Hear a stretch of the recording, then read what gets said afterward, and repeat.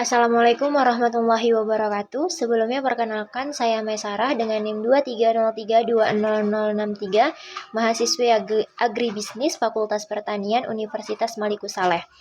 Di sini akan mencoba menyampaikan materi mengenai mata kuliah Ekonomi Syariah tentang prinsip konsumsi dalam Islam dan produksi dalam ekonomi syariah, yang di dalamnya nanti terbagi menjadi dua bagian.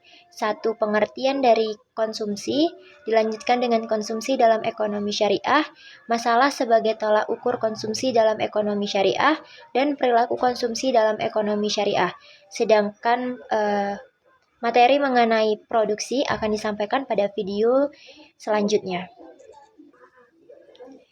Baik, langsung memasuki pada subbab yang pertama, yaitu mengenai pengertian dari konsumsi.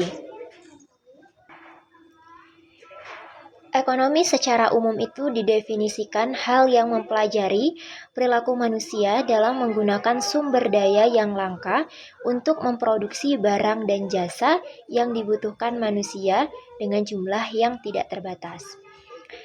Sedangkan ekonomi Islam adalah ilmu pengetahuan sosial yang mempelajari masalah-masalah ekonomi yang diilhami oleh nilai-nilai Islam.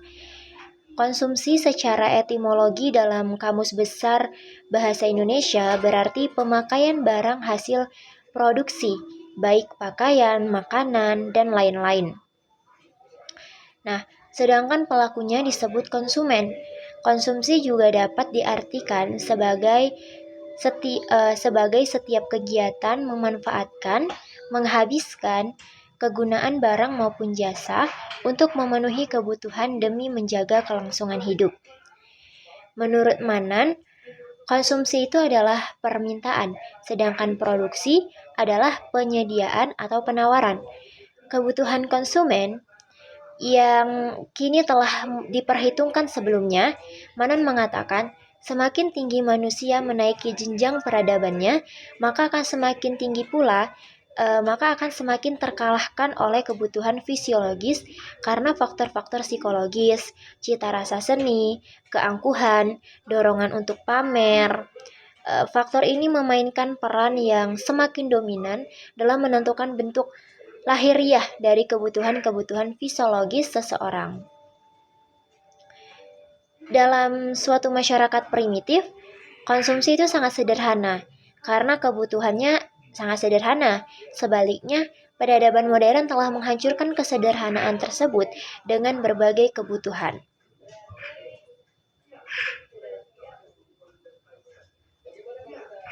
Nah, pada dasarnya, manusia itu selalu ingin memenuhi kebutuhan hidupnya, baik moral maupun material, baik kebutuhan penting maupun tidak sesuai dengan kemampuan mereka.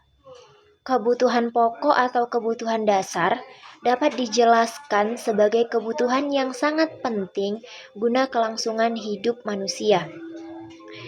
Baik itu konsumsi individu seperti makan, tempat tinggal, pakaian, maupun keperluan sosial seperti air minum, transportasi, kesehatan, dan pendidikan.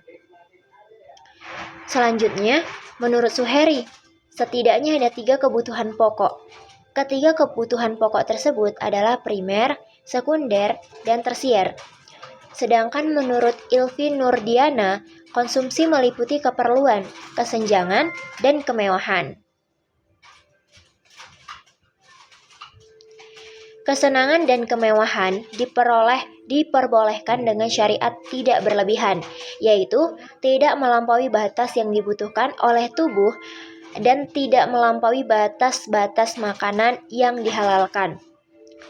Jadi Islam itu melihat perilaku konsumsi pada dasarnya dibangun atas 2 hal, yaitu kebutuhan atas hajat dan kegunaan atau manfaat.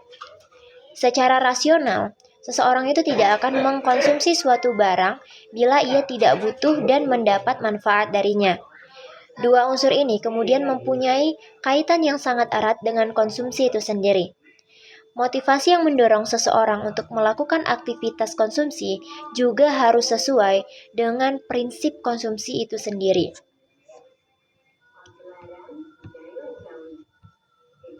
Nah, hal ini karena konsumsi itu dalam Islam diartikan sebagai penggunaan terhadap komoditas yang baik dan jauh dari sesuatu yang diharamkan. Manusia mengonsumsi suatu barang pastilah mempunyai tujuan tertentu. Tujuan konsumsi itu adalah dalam rangka memenuhi kebutuhan dari manusia. Beberapa hal yang melandasi perilaku seseorang konsumen Muslim adalah keterkaitan dengan tujuan konsumsi.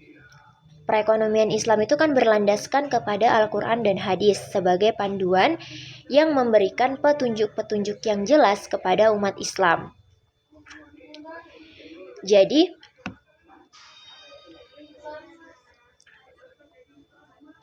dengan berdasar pada petunjuk-petunjuk tersebut, maka kegiatan ekonomi dalam Islam mempunyai tujuan agar manusia bisa mencapai kejayaan atau falah di dunia maupun di akhirat.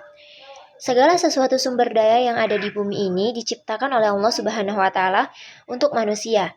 Dalam kehidupan, manusia tidak akan mampu untuk menunaikan kewajiban ruhaniyah dan maliyah tanpa terpenuhinya kebutuhan primer seperti makan, minum, tempat tinggal, maupun keamanan.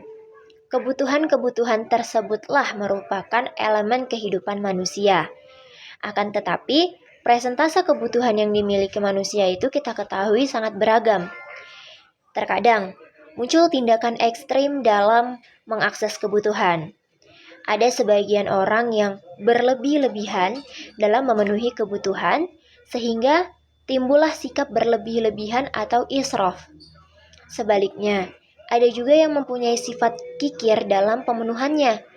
Hal ini jelas berbeda dengan tujuan konsumsi dalam ekonomi konvensional yang didasarkan kepada pemenuhan kebutuhan hidup yang jumlahnya tidak terbatas.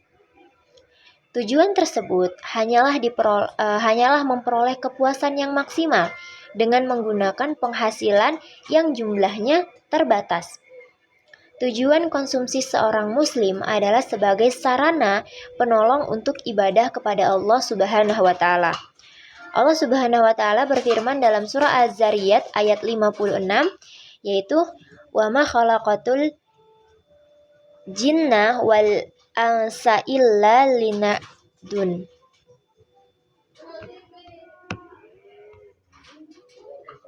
liya'budun, yang artinya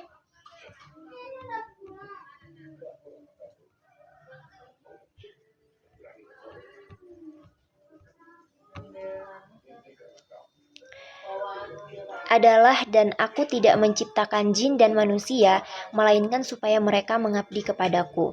Nah, dalam hal ini konsumsi bagi seorang muslim hanya sekedar perantara untuk menambah kekuatan dalam menaati Allah Subhanahu wa Ta'ala.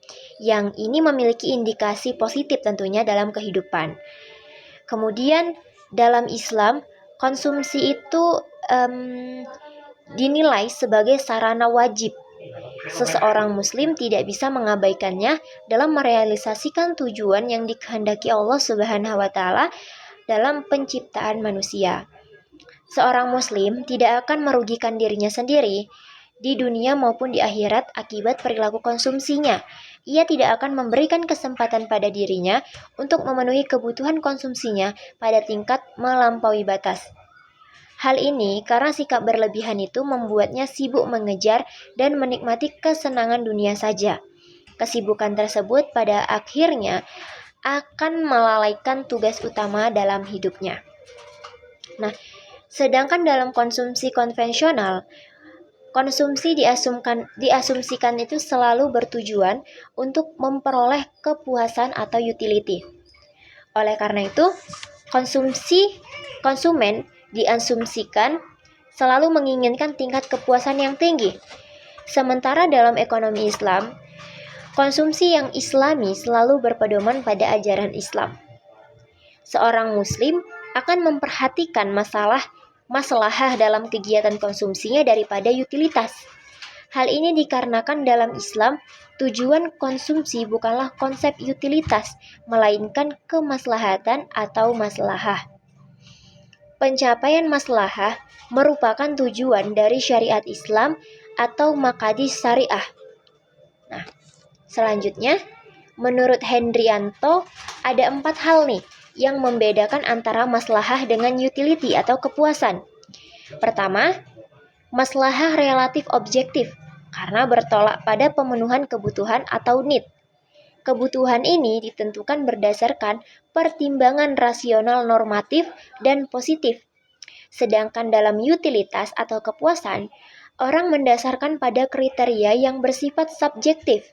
Karenanya, hal tersebut dapat berbeda di antara satu orang dengan orang yang lain. Kedua, maslahah individual akan relatif konsisten dengan masalah sosial. Sementara utilitas individu sangat mungkin berbeda dengan utilitas sosial. Hal ini terjadi karena dasar penentuannya yang lebih objektif sehingga lebih mudah untuk dibandingkan. Konsep ini teman-teman dianalisis dan kemudian disesuaikan antara satu orang dengan orang yang lain, antara individu dan sosial. Jadi Islam itu membolehkan seseorang muslim untuk menikmati berbagai karunia Allah Subhanahu wa taala yang telah disediakan untuk makhluknya di langit maupun di bumi. Selanjutnya yang ketiga, jika maslahah dijadikan tujuan dari seluruh perilaku ekonomi, yaitu produsen, konsumen, distributor, maka arah pembangunan ekonomi akan menuju pada titik yang sama, yaitu peningkatan kesejahteraan hidup. Hal ini akan berbeda dengan utilitas, di mana konsumen akan mengukurnya dari pemenuhan keinginannya atau want. Sementara produsen dan distributor mengukur dengan mengedepankan keuntungan yang diperolehnya. Kemudian, keempat, maslahah itu merupakan konsep yang lebih terukur atau accountable dan dapat diperbandingkan atau comparable sehingga lebih mudah disusun prioritas dan pentahapan dalam pemenuhannya. Lebih terstruktur begitu. Hal ini akan mempermudah perencanaan alokasi, anggaran, serta pembangunan ekonomi secara keseluruhan. Sebaliknya, untuk mengukur tingkat utilitas dan membandingkannya antara satu orang dengan orang lain, tidaklah mudah karena itu bersifat relatif.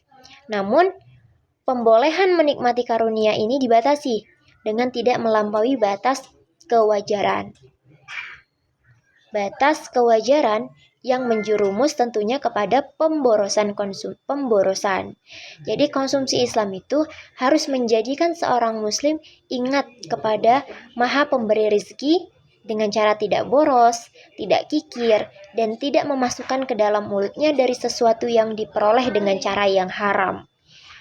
Konsumsi Islam itu akan menjauhkan seorang muslim dari sifat egois, sehingga seorang muslim akan menafkahkan hartanya di jalan Allah Subhanahu wa taala dalam rangka mendekatkan diri kepada penciptanya. Secara umum dapat dibedakan antara kebutuhan dan keinginan melalui beberapa karakteristik dasar. Teori konsumsi Islam berbeda dengan konvensional, dapat dilihat dari karakteristik nilai konsumsinya. Pertama, konsumsi dalam Islam itu bersumber dari fitrah, manusia yang suci yang bersumber dari aturan-aturan agama. Aturan-aturan ini mengatur apa yang dibolehkan dan apa yang dilarang, bukan berdasarkan hasrat atau nafsu. Kalau manusia melakukan kegiatan konsumsi berdasarkan nafsu, maka nafsu cenderung untuk menolongnya kepada kejelekan. Baik, selanjutnya di sini ada konsep dasar dari konsumsi Islam. Nah, problem krusial yang menjadi penekanan perhatian ilmu ekonomi adalah sumber daya yang bisa digunakan manusia semakin langka. Persoalan primer dalam ekonomi yaitu pengalokasian sumber-sumber potensial yang bisa dipergunakan manusia. Maka dikenal suatu teori yakni teori ekonomi yang merupakan analisis terhadap perilaku manusia yang berhubungan dengan problem kelangkaan sumber daya alam yang dapat dipergunakan manusia. Salah satu permasalahan itu ialah kebutuhan konsumsi terhadap barang maupun jasa. Dalam memenuhi kebutuhan, pasar telah menyediakan berbagai pilihan atau kita sebut sebagai preferensi untuk setiap individunya. Sehingga dalam kondisi demikian, individu itu dituntut untuk bisa memutuskan dalam pengalokasian sumber daya agar dapat memenuhi beragam kebutuhan serta mempergunakan uang untuk membeli kebutuhan primer yang dibutuhkan terdiri dari barang maupun jasa. Bentuk perilaku ekonomi yang sangat mendasar dalam kehidupan manusia disebut dengan konsumsi. Secara global, makna konsumsi ini dalam ilmu ekonomi yaitu sebagai suatu perilaku seseorang dalam rangka memanfaatkan dan menggunakan barang dan jasa untuk memenuhi kebutuhan hidupnya. Hal terpenting dalam konsumsi menurut teori ekonomi konvensional adalah tindakan konsumen dalam menggunakan pendapatan untuk memenuhi kebutuhan belanja akan produk maupun jasa dan menjelaskan keputusan alokasi tersebut dalam menentukan permintaan yang diinginkan. Konsumsi ini adalah suatu bentuk dalam kegiatan ekonomi yang paling mendasar dalam kehidupan. Konsumsi merupakan kegiatan ekonomi yang bertujuan mengurangi atau menghabiskan manfaat barang atau jasa dalam rangka memenuhi kebutuhan. Nah, secara umum, dalam ilmu ekonomi, konsumsi itu artinya sikap seseorang untuk memakai dan memanfaatkan barang maupun jasa dalam rangka memenuhi kebutuhan hidup. Hal terpenting dalam memenuhi konsumsi menurut teori ekonomi konvensional yaitu bagaimana konsumen mendistribusikan penghasilan untuk membelanjakan berbentuk jasa maupun barang serta menguraikan keputusan atas peruntukan belanja dalam menentukan permintaan yang diinginkan. Nah, saat ini perilaku konsumsi manusia itu tidak bersifat memperdulikan kehidupan masa depan pribadi di dunia, apalagi masa depan kehidupan akhirat. Manusia hari ini demi memenuhi kebutuhan konsumsinya, mereka tidak akan segan melakukan hal-hal yang dapat merusak diri maupun lingkungan seperti mengonsumsi rokok, alkohol, menjamah hasil bumi, menebang pohon di hutan, serta mendirikan industri pabrik yang dapat menimbulkan pencemaran udara dan air. Berdasarkan gambaran ini dapat dipahami bahwa menurut ekonomi konvensional, satu-satunya hal yang penting adalah memuaskan utilitas pribadi. Sebagai agama atau ad-din, dengan mengambang konsep rahmatan lil alamin atau agama menjadi rahmat bagi seluruh alam semesta, menjadikan segala aspek kehidupan manusia sebagai objek kajian dalam Al-Quran dalam aturan hukum yang diterapkan oleh Allah Subhanahu wa Ta'ala. Sehingga tepat jika dikatakan bahwa Islam itu bersifat komprehensif dan universal pada penetapan hukumnya. Sifat keuniversalan dalam agama ini tidak hanya tercermin dari bagaimana pengaturan relasi antara manusia dengan Sang Pencipta yang direalisasikan dengan ketaatan dalam beribadah, namun konsep dalam agama ini juga mengajarkan bagaimana manusia harus berinteraksi dengan sesama makhluk ciptaannya, yaitu manusia yang disebut dengan muamalah. Dalam kehidupan masyarakat, istilah muamalah biasa dikenal dengan ekonomi Islam. Maknanya, suatu aktivitas ekonomi yang berprinsip syariat Islam yang diaplikasikan oleh perorangan antar sesama manusia. Hubungan perorangan dengan negara atau pemerintah maupun antar sesama negara. Jadi ekonomi Islam itu ialah sistem perekonomian yang memprioritaskan nilai-nilai keadilan dan keseimbangan berdasarkan Al-Quran dan hadis. Seseorang kadangkala tidak memperhatikan taraf kebutuhan berdasarkan konsep Islam pada tingkat kebutuhan dan keadaan tertentu. Hal ini terlihat dari keracunan penempatan kebutuhan yang diaplikasikan konsumer. Islam misal kebutuhan hajiyah ditempatkan sebagai daruriyah dan tahsiniyah menjadi hajiyah dan tahsiniyah menjadi daruriyah. Fakta yang terjadi ketika memenuhi kebutuhan hidup, tidak jarang mereka memprioritaskan kebutuhan pada tingkat sekunder terlebih dahulu dibandingkan kebutuhan primernya. Nah, masyarakat mempergunakan dana miliknya ini untuk mencakupi keinginan yang sifatnya tidak terbatas dengan membeli barang maupun jasa yang dikehendakinya. Selain itu, mereka membeli barang yang telah dimiliki karena ingin mengikuti tren perkembangan mode yang menyebabkan perilaku konsumtif itu menjadi berlebihan. Di sini ada konsumsi dalam perspektif Al-Quran. Jadi, Manusia dalam teori ekonomi itu dikatakan sebagai makhluk ekonomi atau homo economicus, yang semaksimal mungkin akan memuaskan kebutuhannya serta selalu bertindak rasional. Sebagian besar konsumen akan berusaha mencapai tingkat kepuasan maksimal selama keadaan finansial memungkinkan. Bahkan mereka mengetahui alternatif produk yang dapat digunakan untuk memuaskan kebutuhan mereka. Oleh karena itu, bagi pelaku konsumtif yang terpenting adalah kepuasan terhadap kebutuhan.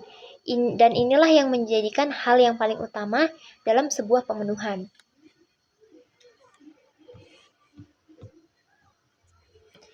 Nah, menurut Afzalur Rahman tahun 1995, tahap akhir yang sangat krusial dalam pengelolaan kekayaan adalah pemanfaatannya atau konsumsi. Menggunakan istilah lain, pemanfaatan merupakan tahap akhir dari seluruh proses produksi. Secara konsep, setiap kekayaan yang diproduksi dibuat semata-mata agar dapat dikonsumsi. Kekayaan hari ini yang dihasilkan diperuntukkan untuk esok hari.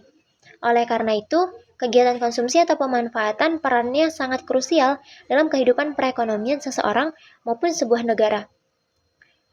Kita ketahui dalam Kamus Besar Bahasa Indonesia, konsumsi itu merupakan pemanfaatan atas hasil produksi, makanan, pakaian, dan lain sebagainya.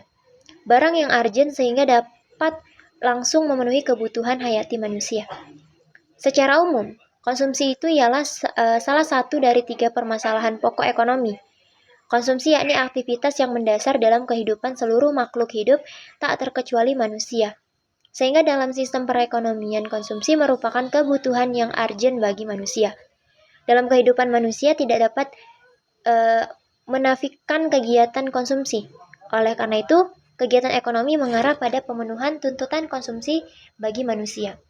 Dalam ilmu ekonomi, pengertian konsumsi itu berbeda dengan pemaknaan dalam kehidupan sehari-hari, yakni kegiatan menghabiskan seperti makan dan minum.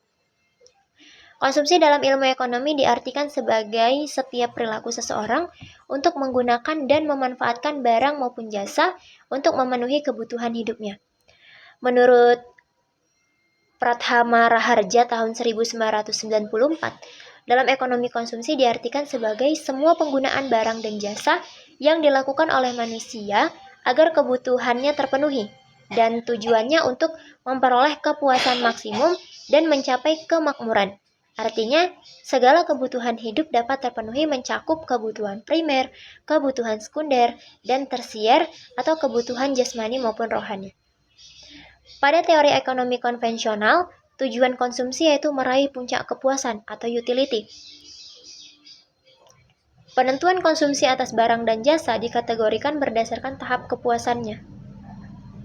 Selanjutnya, pemenuhan terhadap semua tingkatan dalam aktivitas ekonomi akan terwujud hanya bagi konsumen yang memiliki kemampuan secara finansial untuk memenuhi berbagai macam kebutuhan. Selama konsumen memiliki ketersediaan dana untuk membeli barang dan jasa, maka ia dapat mengonsumsinya. Selain itu, pendapatan seseorang akan merubah persepsi terhadap nilai suatu kebutuhan. Misal, bagi konsumen yang berpenghasilan tinggi ketika dihadapkan dengan beberapa barang mewah, maka mereka itu tidak lagi memandang barang tersebut sebagai kebutuhan tersier, tetapi menjadi kebutuhan sekunder yang dikategorikan sebagai barang normal atau inferior. Oleh karena itu, perilaku konsumtif tidak akan berhenti bagi konsumen yang pendapatannya semakin meningkat. Oke. Sedangkan dalam ekonomi Islam, teman-teman, tujuan konsumen adalah untuk mencapai suatu maslahah. Pencapaian suatu maslahah merupakan tujuan syariat Islam ketika konsumen mengonsumsi segala sesuatu. Konsep maslahah dipergunakan dalam ekonomi Islam itu berlandaskan asumsi bahkan ketika manusia ingin mencapai kepuasan atau utilitas yang maksimal belum membuktikan bahwa barang yang memuaskan tersebut dapat bermanfaat bagi konsumen. Maka secara otomatis, pendapatan seorang menjadi sebuah batasan dalam kegiatan konsumsi tanpa mempertimbangkan aturan dan prinsip syariat. Pengertian di atas tidak jauh berbeda dengan apa yang sudah disampaikan oleh para peneliti di ekonomi Islam. Namun, persamaan definisi tidak menggambarkan atas kesamaan keseluruhan konsepnya. Hal ini tuh dikarenakan dalam kajian ekonomi Islam ada ketentuan terhadap barang dan jasa yang digunakan untuk mencukupi kebutuhan umat Islam serta utilitasnya wajib halal. Di samping itu, kebutuhan dan keinginan harus dibenarkan secara syariat Islam. Ketentuan lain dalam aktivitas konsumsi seperti orang lain patut mendapatkan perhatian, serta kehidupan yang berlebihan atau mubazir, dilarang untuk diterapkan dalam kehidupan masyarakat atau keluarga. Muslim yang baik digambarkan sebagai seorang yang bijak dalam menentukan kebutuhan dengan mengedepankan maslahah daripada utilitas atau kepuasan.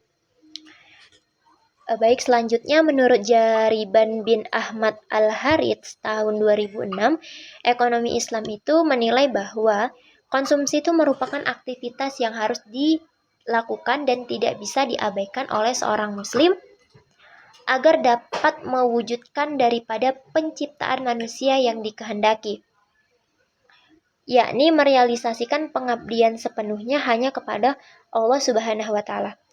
Oleh karenanya, syariat Islam tentang larangan mengonsumsi sesuatu yang membahayakan jiwa dibenarkan karena perintah tersebut menjaga atau menghindarkan manusia dari kerusakan serta taat atas perintah yang berbentuk kewajiban sebagaimana dibebankan Allah kepada manusia. Kenikmatan bagi umat muslim itu dapat dicapai melalui taat terhadap perintah Allah dan mempergunakan barang-barang anugerah ciptaan Allah untuk kepuasan diri agar tercapai kemaslahatan umat. Maka perilaku konsumtif yang berlebihan adalah salah satu karakter umat yang tidak mengenal Allah Subhanahu wa Ta'ala. Bahkan Islam mengutuk perbuatan israf atau pemborosan dan mubazir atau memanfaatkan sesuatu yang tidak pantas atau menghambur-hamburkan. Sifat boros maksudnya itu membelanjakan uang dengan berlebihan pada hal-hal yang menyimpang dari ketentuan perilaku konsumsi yang diajarkan Islam pada keluarga dan masyarakat, yakni harus seimbang penggunaan harta secara wajar. Oleh karena itu, konsumsi bagi umat Islam sebagai indikasi positif dalam kehidupan untuk menjalankan ibadah dan menaati perintah Allah sehingga akan menghindari sikap berlebihan dalam pemenuhan kehidupan sehari-hari. Berdasarkan uraian di atas, dapat disimpulkan bahwa konsumsi dalam Islam itu tidak hanya sekadar punya upaya memenuhi kebutuhan hidup, tetapi menjadikan aktivitas konsumsi sebagai sarana ibadah dan implementasi ketakwaan hamba kepada penciptanya. Oleh karenanya, perilaku konsumsi hendaknya berpedoman pada ketentuan-ketentuan yang sudah digariskan dalam hukum Islam.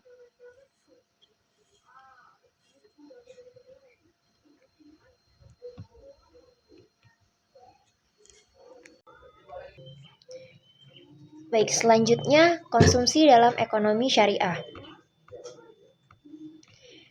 Dalam konsumsi, seorang muslim harus memperhatikan kebaikan atau kehalalan sesuatu yang akan dikonsumsinya.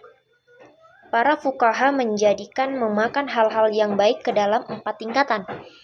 Tingkatan pertama adalah wajib, yaitu mengonsumsi sesuatu yang dapat menghindarkan diri dari kebinasaan. Tidak mengonsumsi kadar ini padahal mampu akan berdampak pada dosa.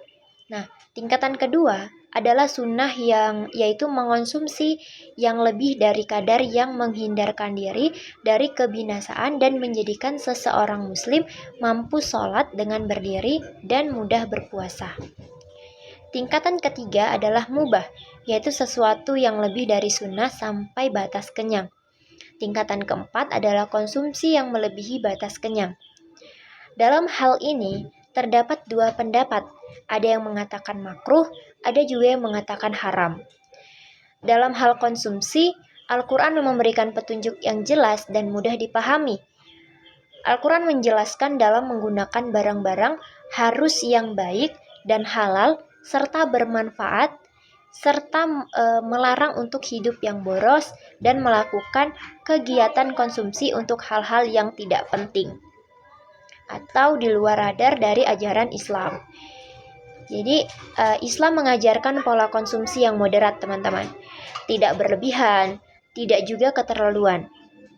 Karena dalam Islam, Al-Quran itu melarang perbuatan tabzir atau mubazir. Islam telah mengatur bahwa setiap muslim dalam mengkonsumsi haruslah sejalan dengan prinsip konsumsi yang didasarkan pada nilai-nilai Islam, antara lain prinsip keadilan. Berkonsumsi tidak boleh menimbulkan kezaliman, harus berada dalam koridor aturan atau hukum agama serta menjunjung tinggi kepantasan atau kebaikan. Dalam Islam, makanan yang dilarang untuk dikonsumsi adalah darah, bangkai, daging babi, daging binatang yang ketika disembelih diserukan nama selain Allah Subhanahu wa Ta'ala. Nah, prinsip keadilan ini sangat ditekankan oleh Allah Subhanahu wa Ta'ala dalam firman-Nya di surah Al-Baqarah ayat 173, yang artinya, sesungguhnya adalah hanya mengharamkan bagimu bangkai, darah, daging babi, dan binatang yang ketika disembelih disebut nama selain Allah. Tetapi barang siapa dalam keadaan terpaksa memakannya, sedang dia tidak menginginkannya dan tidak pula melampaui batas, maka tidak ada dosa baginya. Sesungguhnya Allah Maha Pengampun lagi Maha Penyayang. Nah, prinsip selanjutnya adalah prinsip kebersihan. Mengonsumsi itu harus dengan sesuatu yang baik atau cocok dan pantas untuk dimakan. Tidak kotor ataupun menjijikkan sehingga bisa merusak selera. Oleh karena itu, tidak semua yang diperkenankan boleh dimakan dan diminum dalam semua keadaan. Setiap mengonsumsi suatu harus baik atau cocok untuk dimakan. Tidak mengandung riba, tidak kotor atau najis, dan tidak menjijikkan sehingga merusak selera.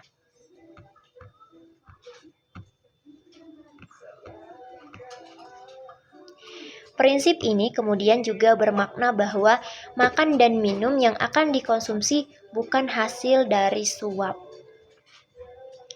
Hal ini ditegaskan lagi dalam riwayat Tirmizi nomor 1257 yang artinya Rasulullah Shallallahu Alaihi Wasallam melaknati penyuap dan yang disuap. Prinsip selanjutnya adalah kesederhanaan, di mana Islam memerintahkan manusia untuk lebih efisien dalam menggunakan pendapatannya. Manusia tidak boleh menghambur-hamburkan hartanya, karena itu adalah perbuatan mubazir dan dapat merusak keseimbangan sosial, kesejahteraan, dan akan berakibat kepada kemiskinan dan kehinaan. Prinsip ini mengatur perilaku konsumsi agar tidak berlebih-lebihan, teman-teman. Yang Allah sendiri berfirman dalam surah Al-Maidah ayat 87 yang artinya, "Hai orang-orang yang beriman, janganlah kamu haramkan apa-apa yang baik yang telah Allah halalkan bagi kamu, dan janganlah kamu melampaui batas. Sesungguhnya Allah tidak menyukai orang-orang yang melampaui batas." Hidup sederhana adalah tradisi Islam yang mulia baik dalam membeli makanan, minuman, pakaian, rumah, segala apapun. Bahkan Rasulullah Shallallahu Alaihi Wasallam itu juga melarang boros menggunakan air wudhu walaupun berada di sungai yang mengalir. Hal ini disebutkan dalam hadis riwayat Ibnu Majah nomor 419. Rasulullah Shallallahu Alaihi Wasallam melewati Sa'ad yang sedang berwudu. Lalu beliau bersabda, "Kenapa berlebih-lebihan?" Sa'ad berkata, "Apakah dalam wudu juga ada berlebih-lebihan?" Lalu beliau menjawab, "Ya, meskipun engkau berada di sungai yang mengalir, Rasulullah Shallallahu Alaihi Wasallam selalu makan dan minum tidak terlalu kenyang." Nah, menurut beliau, pola makan ideal adalah sepertiga perut untuk makan, sepertiga lain untuk minum, dan sepertiga lain untuk bernafas. Rasulullah Shallallahu Alaihi Wasallam bersabda, yang artinya, "Tidaklah anak Adam mengisi tempat yang lebih buruk dari perut. Cukuplah bagi anak Adam memakan beberapa suap yang dapat menegakkan tulang rusuknya, Jika hal itu tidak mungkin, maka sepertiga untuk makanan, sepertiga untuk minuman, dan sepertiga lagi untuk bernafas. Pembagian ini penting karena dalam dunia medis, orang yang kelebihan makan, selain saluran pernapasannya tersumbat, juga rentan mengalami penumpukan penyakit dalam perut. Selain itu, konsumsi yang melebihi kapasitas lambung akan menyebabkan meningkatnya tingkat keasaman lambung. Dampaknya, darah semakin deras mengalir ke saluran pencernaan yang kemudian bisa menyebabkan aliran darah ke otak itu semakin sedikit, sehingga dapat menurunkan kemampuan berpikir otak. Nah, dalam waktu jangka panjang, munculnya penyakit malas dan merusak organ-organ vital lainnya dalam tubuh. Prinsip selanjutnya adalah kemurahan hati, di mana Allah Subhanahu wa Ta'ala itu menyediakan yang ada di langit dan di bumi untuk dimanfaatkan.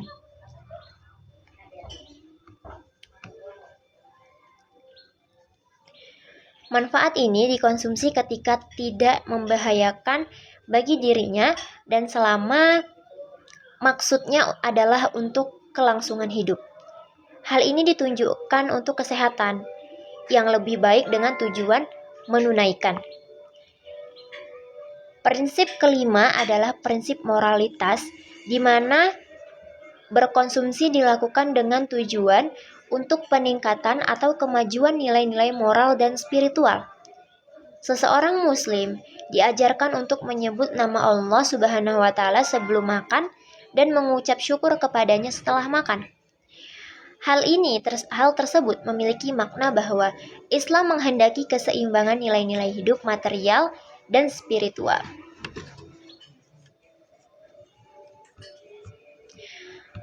Allah Subhanahu wa Ta'ala di sini berfirman dalam surah Al-Baqarah ayat 219 yang artinya, mereka bertanya kepadamu tentang khamar dan judi.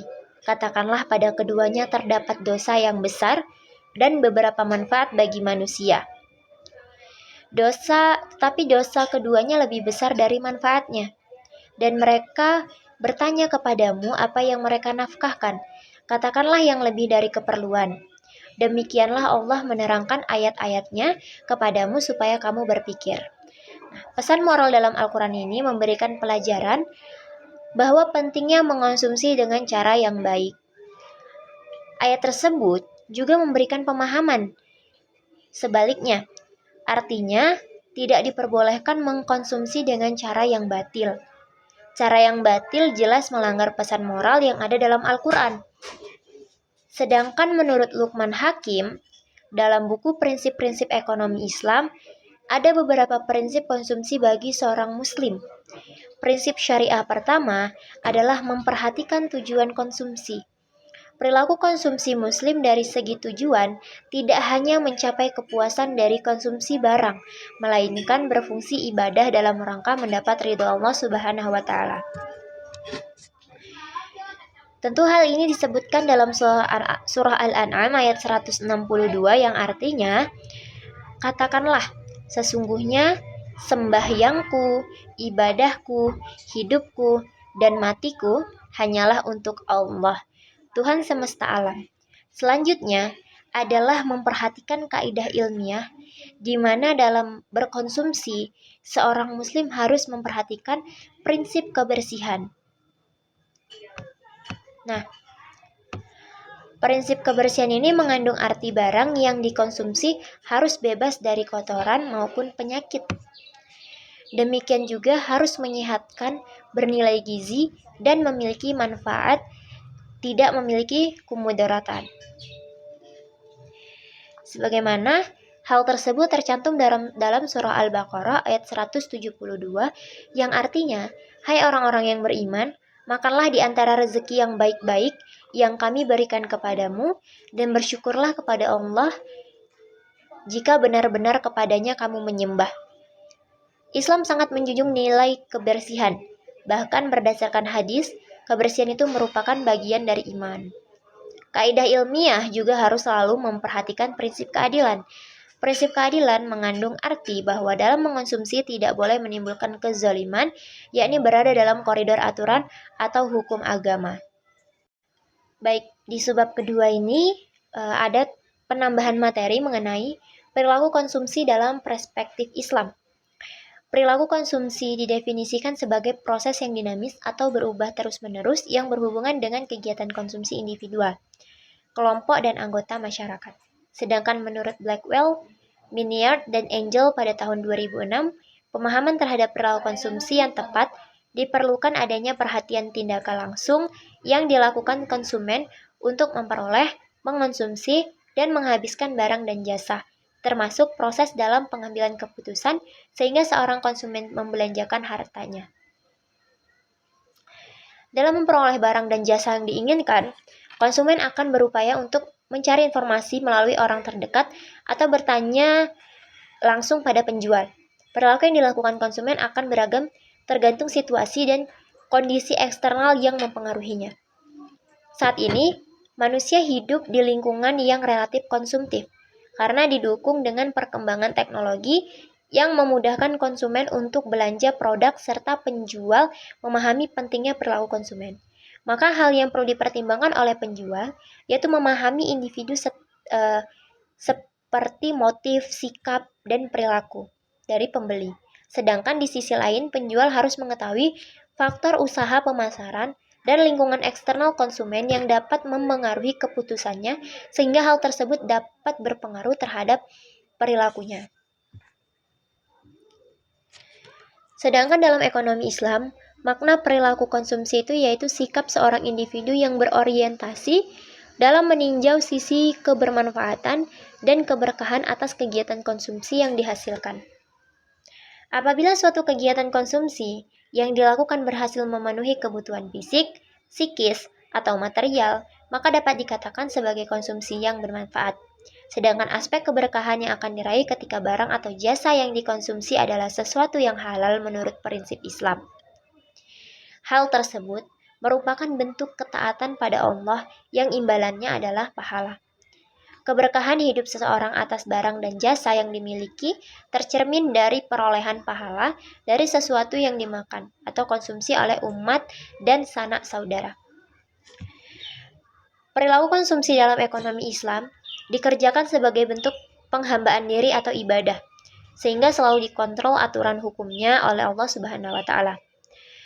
Maka segala kenikmatan yang dicari umat muslim untuk memuaskan diri atas barang dan anugerah ciptaan Allah seharusnya dalam batasan yang ditentukan sebagai bentuk ketaatan atas perintahnya. Konsep dalam Islam memberikan kebebasan pada umat manusia agar mencukupi kebutuhan dan keinginan dengan ketentuan martabat sebagai martabat manusia dapat meningkat dan apa yang dikonsumsi baik barang maupun jasa adalah sesuatu yang halal, baik dan tidak berlebihan. Jadi selama pemenuhan atas kebutuhan atau keinginan itu diperbolehkan. Kerangka analisis dalam ekonomi Islam itu sangat berbeda dengan perilaku konsumen Islam, tidak bisa hanya didorong oleh keinginan saja. Karena syariat menilai antara konsumsi dan keimanan merupakan satu kesatuan yang tidak dapat dipisahkan. Keimanan sangat berperan dalam kehidupan manusia karena dianggap sebagai tolak ukur penting. Hal ini dikarenakan melalui keimanan, manusia memiliki cara pandang terhadap alam semesta yang cenderung berpengaruh pada kepribadian manusia, yaitu dalam bentuk perilaku, gaya hidup, selera, sikap terhadap sesama manusia, dan sumber daya. Keimanan juga dapat sangat memengaruhi sifat, kuantitas, dan kualitas konsumsi, baik dalam bentuk kepuasan material maupun spiritual. Inilah yang disebut sebagai bentuk upaya meningkatkan keseimbangan antara orientasi duniawi dan ukhrawi. Keimanan berperan memfilter akhlak manusia atas harta yang dibelanjakan serta memberikan motivasi pemanfaatan sumber daya atau pendapatan untuk hal-hal yang efektif. Dengan konteks ini akan memudahkan untuk mengetahui perilaku konsumsi halal dan haram, melanggar israf, larangan hidup megah dan mewah, konsumsi sosial, dan aspek-aspek normatif lainnya. Menurut Yusuf Qardawi tahun 1995, tradisi mulia dalam Islam mengajarkan hidup sederhana dalam membeli pakaian, makanan, minuman, tempat tinggal, dan segala aspek kehidupan. Oleh karena itu, ada anjuran bagi umat Islam agar dapat menyeimbangkan pendapatan dengan pengeluaran, agar tidak berhutang hanya untuk memenuhi keinginan merendahkan diri di hadapan orang lain. Perspektif ekonomi Islam akan menjadi pijakan diterapkannya perilaku konsumsi keluarga dalam bingkai Islam. Pengaruh yang berbeda akan muncul pada setiap anggota keluarga, tergantung pada karakteristik produk dan keluarga. Selanjutnya, daya beli suatu keluarga akan berubah sebagaimana siklus perkembangan dalam kehidupan keluarga. Nah, perilaku konsumsi dominan dipengaruhi oleh keluarga. Adanya interaksi positif antar anggota keluarga secara tidak langsung mempengaruhi daya beli konsumen. Keluarga mempengaruhi pembelajaran, sikap, persepsi, dan perilaku orang-orang yang ada di dalamnya. Sehingga keberadaan keluarga ini mempengaruhi perilaku konsumen baik secara langsung maupun tidak. Antara perilaku konsumsi keluarga muslim dan keluarga non-muslim tentu juga berbeda. Keridhaan Allah Subhanahu wa Ta'ala menjadi faktor utama perilaku konsumsi keluarga muslim. Setiap aktivitas konsumsi mengandung unsur perintah Allah dan konsumen muslim dituntut untuk menahan diri agar tidak mubazir dalam mengonsumsi sesuatu dan konsumen. Muslim haruslah cerdas dalam memilih barang dan jasa yang bisa memberikan kemaslahatan secara maksimal baik bagi diri sendiri, keluarga, maupun orang lain di lingkungan sekitar.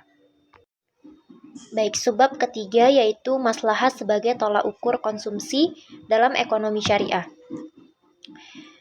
Sebelum membahas lebih jauh mengenai maslahah sebagai tolak ukur konsumsi dalam ekonomi syariah, terlebih dahulu perlu dipahami pengertian konsumsi itu sendiri merupakan suatu kegiatan yang bertujuan untuk mengurangi, menggunakan, dan menghabiskan nilai guna suatu barang dan jasa guna memenuhi kebutuhan hidup secara langsung. Nah, dalam kehidupan sehari-hari, konsumsi itu menjadi aktivitas yang tidak dapat dipisahkan dari manusia, karena setiap makhluk hidup yang berada di bumi maupun di langit memiliki kebutuhan yang harus dipenuhi untuk mempertahankan kehidupannya. Secara umum, konsumsi itu terbagi menjadi dua bentuk, yaitu konsumsi fisik dan konsumsi rohani. Konsumsi fisik itu berkaitan dengan pemenuhan kebutuhan jasmani manusia, seperti makan, minum untuk menjaga kesehatan tubuh, serta memperoleh tenaga dalam menjalankan aktivitas sehari-hari. Sementara itu, konsumsi rohani berkaitan dengan kebutuhan batin dan spiritual manusia, seperti pendidikan, ilmu pengetahuan, pembelajaran keagamaan, serta berbagai aktivitas yang dapat meningkatkan kualitas moral dan keimanan seseorang. Dalam perspektif Islam, tujuan konsumsi tidak semata-mata untuk memperoleh kepuasan, melainkan untuk mencapai kemaslahatan atau maslahah. Nah, konsep maslahah ini merupakan tujuan utama dari maqasid al-syariah, yaitu tujuan yang ditetapkan oleh syariat Islam demi menjaga dan mewujudkan kebaikan hidup manusia di dunia maupun akhirat. Oleh sebab itu, kegiatan konsumsi dalam Islam tidak hanya dinilai dari seberapa besar kepuasan yang diperoleh, tetapi juga dari seberapa besar manfaat dan keberkahan yang dihasilkan dari aktivitas tersebut. Konsep utilitas dalam ekonomi konvensional cenderung bersifat subjektif karena bertolak pada pemenuhan kepuasan individu. Seseorang dianggap memperoleh utilitas ketika ia merasa puas setelah mengonsumsi suatu barang maupun jasa.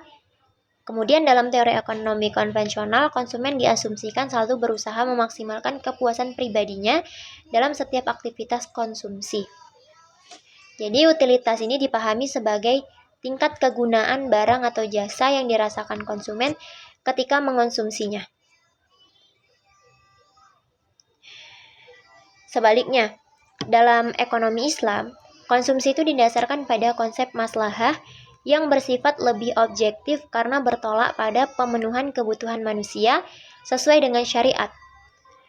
Seorang muslim dalam melakukan konsumsi tidak hanya mempertimbangkan manfaat materi semata, tetapi juga mempertimbangkan aspek moral, spiritual, dan sosial dari barang maupun jasa yang dikonsumsi. Dengan demikian, konsumsi dalam Islam tidak hanya mengejar kepuasan duniawi, tetapi juga mengarah pada tercapainya falah, yaitu kehidupan yang mulia dan sejahtera di dunia maupun akhirat. Kemudian, falah ini dapat terwujud apabila kebutuhan hidup manusia ini terpenuhi secara seimbang. Keseimbangan tersebut mencakup kebutuhan jasmani, rohani, individu, dan sosial. Nah, ketika kebutuhan masyarakat dapat terpenuhi dengan baik, maka akan tercipta kemaslahatan dalam kehidupan.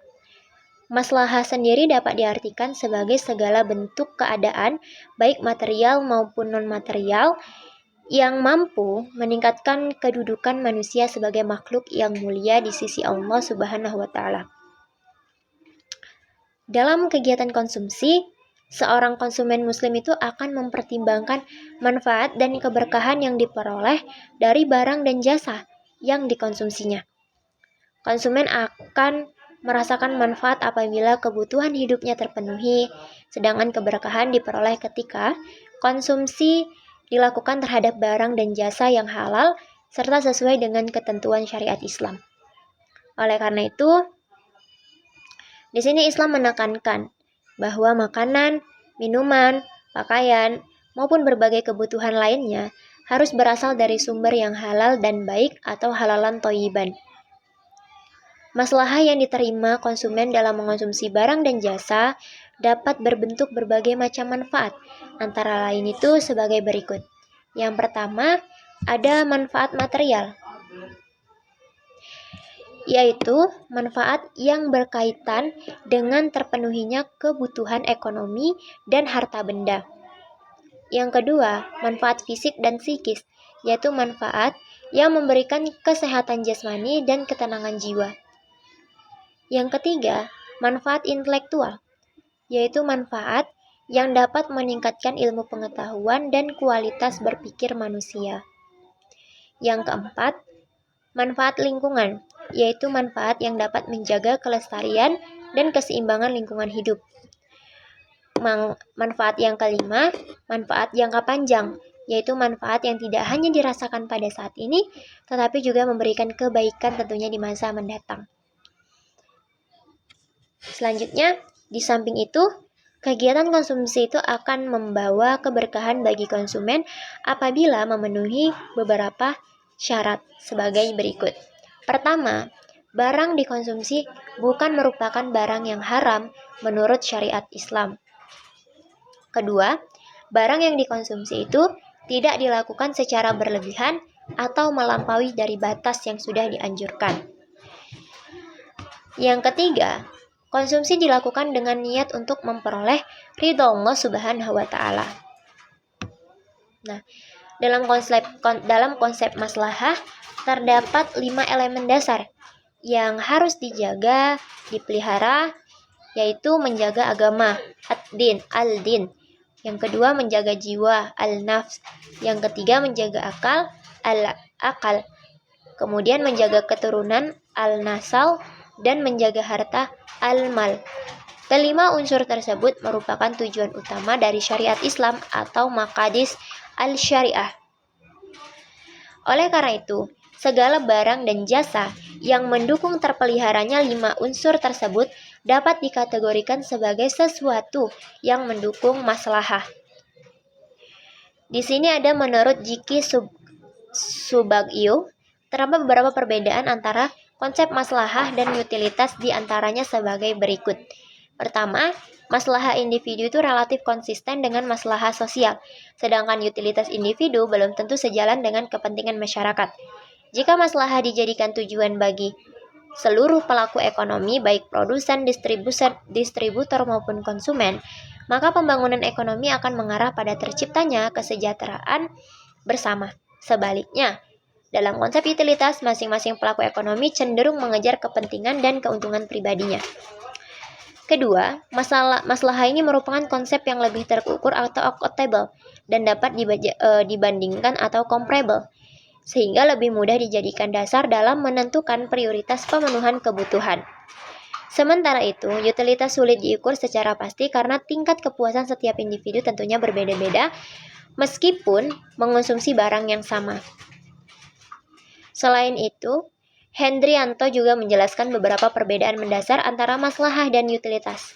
Pertama, maslahah itu lebih objektif karena didasarkan pada pemenuhan kebutuhan manusia yang nyata.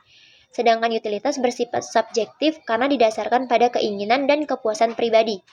Kedua, maslahah individu cenderung selaras dengan kepentingan sosial masyarakat.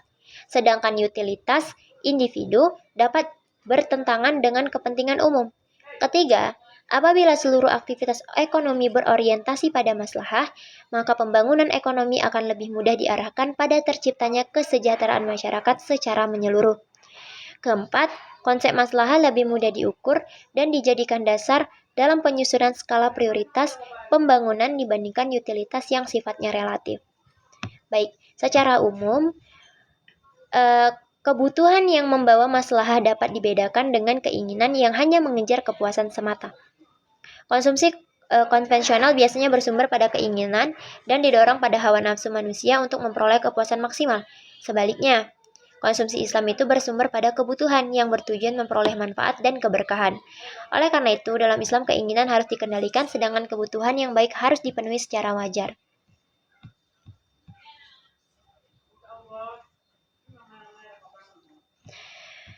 Selanjutnya, yang keempat, yaitu perilaku konsumsi dalam ekonomi syariah, subbab yang keempat. Islam itu merupakan agama yang mengatur seluruh aspek kehidupan manusia, termasuk dalam bidang ekonomi dan perilaku konsumsi. Nah, perilaku konsumsi dalam ekonomi syariah ini memiliki perbedaan yang mendasar dengan konsep konsumsi dalam ekonomi konvensional. Dalam sistem ekonomi konvensional, perilaku konsumsi itu kan umumnya bertujuan untuk memperoleh kepuasan yang sebesar-besarnya. Konsumen dianggap rasional apabila mampu memperoleh kepuasan maksimal dengan pengorbanan yang minimal. Akibatnya apa? Perilaku konsumsi modern seringkali hanya berorientasi pada pemenuhan keinginan dan gaya hidup semata. Pola hidup konsumtif, hedonisme, dan perilaku berlebihan dalam membelanjakan harta menjadi fenomena yang banyak ditemukan dalam kehidupan masyarakat modern saat ini. Sedangkan ekonomi syariah ini mengajarkan kita bahwa perilaku konsumsi harus didasarkan pada prinsip kebutuhan, keseimbangan dan keadilan, juga kemaslahatan. Konsumsi dalam Islam tidak hanya memperhatikan aspek materi, tetapi juga mempertimbangkan aspek moral, sosial, kesehatan, dan spiritual. Oleh sebab itu, seorang muslim harus menggunakan hartanya secara bijaksana dan bertanggung jawab sesuai dengan tuntunan syariat Islam. Di sini menurut Dharma Mesta dan Hani Handoko, perilaku konsumen ini merupakan kegiatan individu yang secara langsung terlibat dalam memperoleh menggunakan barang jasa termasuk proses pengambilan keputusan yang mendahului tindakan tersebut. Sedangkan menurut James F. Angel, perilaku konsumen adalah tindakan individu yang secara langsung terlibat dalam memperoleh, menggunakan, dan menghabiskan barang serta jasa ekonomi termasuk proses keputusan yang mendahului tindakan konsumsi tersebut. Adapun prinsip perilaku konsumen dalam ekonomi syariah, yang pertama itu kesadaran bahwa rezeki itu berasal dari Allah Subhanahu wa taala. Ini dijelaskan dalam Quran surah Al-Waqiah ayat 68 sampai 69 yang artinya, apakah kamu memperhatikan air yang kamu minum? Kamukah yang menurunkannya dari awan atau kami yang menurunkannya? Ayat tersebut menjelaskan bahwa seluruh nikmat yang dinikmati manusia merupakan karunia Allah Subhanahu wa taala. Oleh karena itu, manusia tidak boleh menggunakan nikmat tersebut secara sembarangan atau melampaui batas. Yang kedua, konsumsi berdasarkan kebutuhan. Jadi Allah berfirman di surah Al-A'raf ayat 31, makan dan minumlah tetapi jangan berlebihan. Sesungguhnya Allah tidak menyukai orang-orang yang berlebihan. Ayat tersebut juga sudah jelas menunjukkan bahwa Islam memperbolehkan manusia menikmati berbagai nikmat Allah, namun tetap dalam batas kewajaran dan tidak berlebihan. Yang ketiga itu memperhatikan nilai sosial. Jadi, perilaku konsumsi seorang muslim itu harus memperhatikan nilai sosial dan tidak merugikan orang lain. Dalam Islam, manusia hidup berdampingan dengan masyarakat, sehingga setiap aktivitas ekonomi harus memperhatikan hak-hak orang lain dan kepentingan bersama. Oleh sebab itu, Islam melarang segala bentuk perolehan harta dengan cara yang batil seperti korupsi, penipuan, riba, perjudian, pencurian, dan suap. Ini dijelaskan dalam surah An-Nisa ayat 29, "Hai orang-orang yang beriman, janganlah kamu saling memakan harta sesamamu dengan jalan yang batil, kecuali dengan jalan perdagangan yang berlaku atas dasar suka sama suka di antara kamu." Nah, yang keempat, itu mengonsumsi barang halal dan thayyib. Perilaku konsumsi Islam juga harus memperhatikan aspek halal dan thayyib. Halal berarti diperbolehkan, sedangkan thayyib berarti baik, sehat, bersih, dan bermanfaat bagi tubuh serta kehidupan manusia. Dalam sebuah hadis Rasulullah, dijelaskan bahwa setiap daging yang tumbuh dari barang haram, maka neraka lebih pantas baginya. Hadis tersebut itu menunjukkan bahwa makanan dan minuman yang dikonsumsi manusia sangat berpengaruh terhadap perilaku, akhlak, dan kehidupan spiritual seseorang.